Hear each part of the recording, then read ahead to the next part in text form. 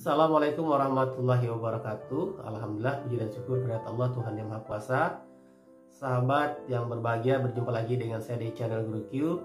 Pada kesempatan ini saya ingin berbagi dengan teman-teman semuanya, dan di sini tidak ada maksud saya untuk menggurui atau menjadi orang yang sok tahu paling pintar.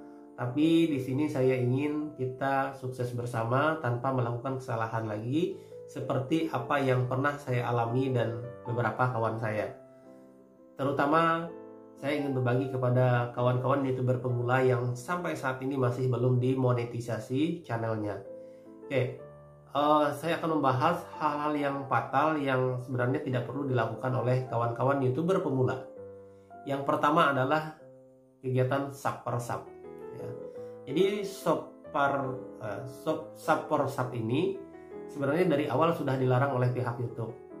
Dengan misalnya kita lihat di beberapa komentar ada yang membuat tulisan atau kata seperti ini: saya sudah mensubscribe channel Bapak ya, silahkan Bapak kunjungi kembali channel saya. Nah, itu kan secara terang-terangan menyatakan minta dukungan untuk di sub balik channelnya dia. Nah, ini sebenarnya sudah dilarang jelas oleh pihak YouTube. Kalaupun sebenarnya kita pengen meminta dukungan kepada teman kita ataupun saudara kita, maka lakukanlah dengan cara yang tidak bertentangan dengan pedoman dari komunitas YouTube ya. Saya sering menemukan beberapa hal kegiatan sub di kolom komentar video orang lain, seperti misalnya amanah, kemudian saya padamkan apinya, tolong padamkan kembali, atau saya sudah minum kopi di tempat Bapak, silahkan Bapak mampir minum kopi tempat saya. Nah, itu khawatirnya oleh pihak YouTube nanti akan terdeteksi sebagai kegiatan sub per sub. Akibatnya channel kita ketika pengajuan monetisasi nanti akan ditolak. Nah, kemudian yang kedua yang menurut saya fatal, yang tidak perlu dilakukan oleh kawan-kawan YouTuber pemula yang belum dimonetisasi, adalah upload video dengan membuat kebohongan publik. Contohnya adalah misalnya ada YouTuber pemula, dia membuat sebuah pernyataan atau video dengan judul cara untuk mendapatkan 1000 subscribe dalam waktu 1 bulan. Nah, ternyata dia sendiri sudah membangun channelnya 6 bulan dan subscribe-nya masih sekitar 400 atau 500 ya. Ternyata apa yang dia buat pernyataan tersebut tidak sesuai dengan pengalaman yang ia alami. Nah, ini kan artinya pembohongan publik ya. Bagaimana mungkin dia mengajarkan orang untuk mendapat atau mencapai 1000 subscribe dalam waktu 1 atau 2 bulan, sedangkan dia berbulan-bulan sendiri dia tidak bisa. Nah, ini nantinya ketika peninjauan oleh pihak YouTube ketika melakukan monetisasi, maka dianggap sebagai pembohongan publik, dan sebaiknya ini dihindari. Uploadlah video sesuai dengan apa yang kita alami ya. Kemudian yang ketiga yang sebaiknya tidak perlu dilakukan oleh YouTuber pemula adalah mengupload video yang mengandung kata-kata tidak sopan. Jadi ini jelas oleh pihak YouTube dilarang ya.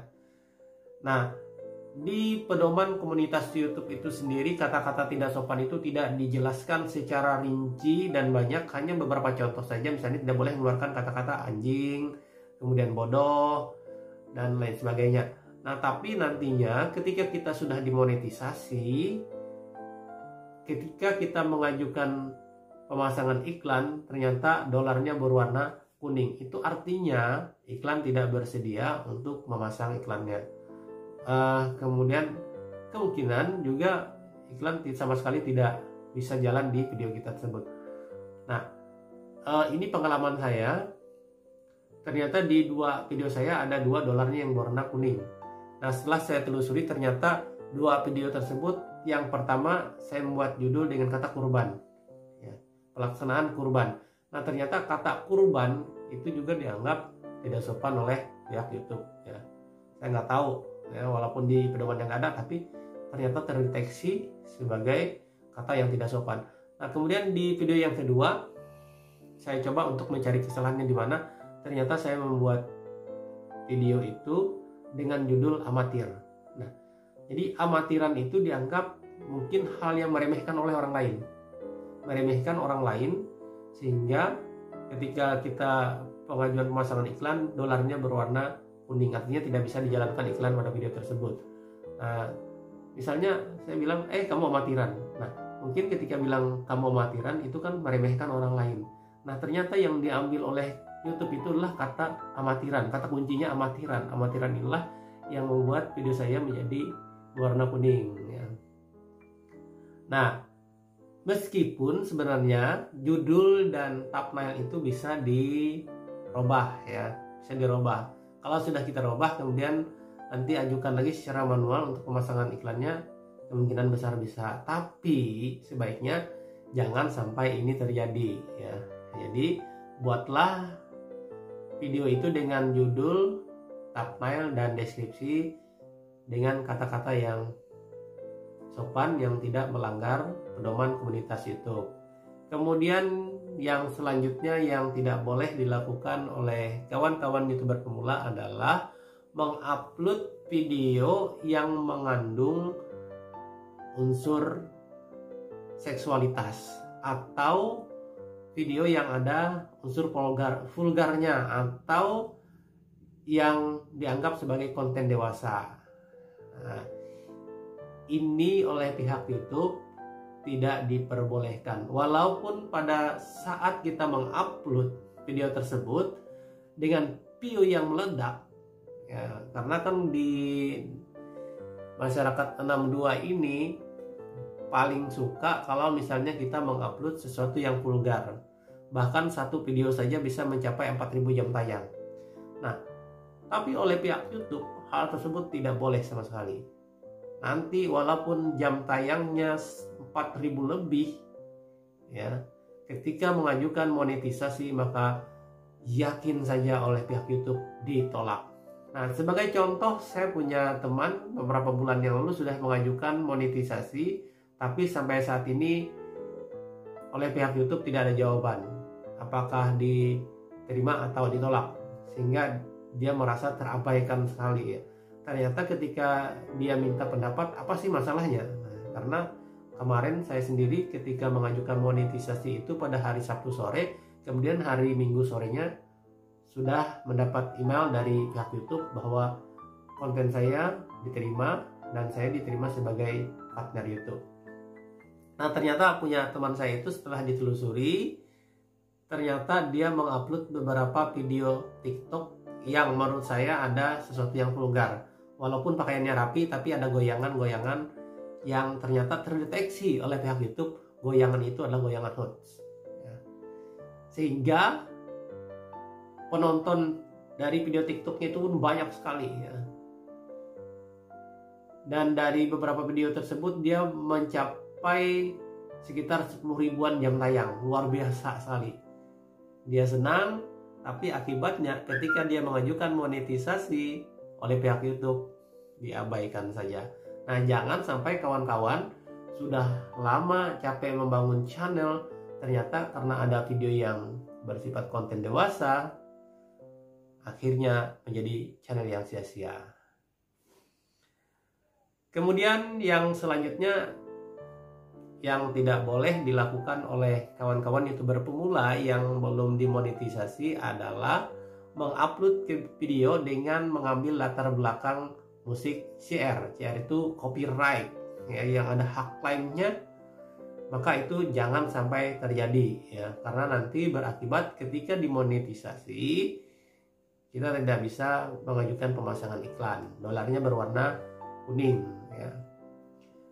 Sebaiknya ketika kita mau mengambil musik atau latar belakang atau backsoundnya, dari pihak YouTube sendiri sudah disediakan yang free ya, kita tinggal pilih di sana. Nah, pihak YouTube akan senang kalau video kita latar belakangnya menggunakan audio yang sudah mereka fasilitasi, yang mereka sudah sediakan ya. Nah, walaupun sebenarnya ketika dolar itu berwarna kuning, kalau sudah dimonetisasi, bisa saja kita melakukan editing dengan menghilangkan suaranya. Tapi, nah ini tapi ya, untuk saat ini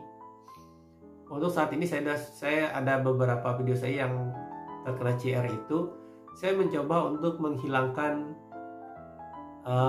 copyrightnya dengan cara menghapus.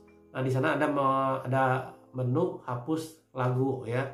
Nah, ternyata walaupun yang kita hapus lagu, ternyata semuanya terhapus, suaranya terhapus, yang ada hanya tinggal video, gerakan videonya saja ya, sehingga video tanpa suara dan musik. Nah, jadinya aneh kan.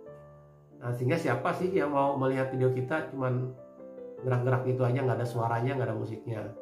Nah, makanya sebaiknya sebelum dimonetisasi jangan lakukan upload latar belakang musik yang memiliki copyright ya, atau hak claim ya.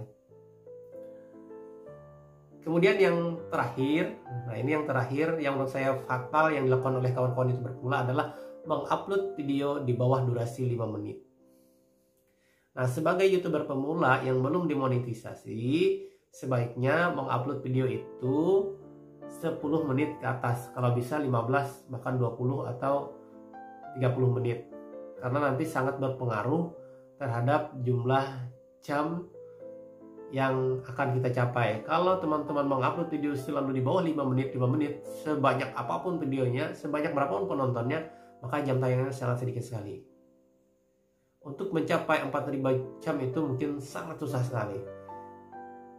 Makanya usahakan kita yang baru membangun channel ini, usahakan untuk mengupload video dengan durasi yang panjang ya. Nanti buka di YouTube Studio, nanti lihat di analitik, pelajari bagaimana cara YouTube menghitung jam tayang kita, sehingga nantinya tercapai 4.000 jam tayang itu. Oke teman-teman, demikian yang dapat saya sampaikan. Semoga kesalahan yang saya lakukan dan kawan saya tidak terulang lagi, dan kita bisa sukses membangun channel bersama. Assalamualaikum warahmatullahi wabarakatuh.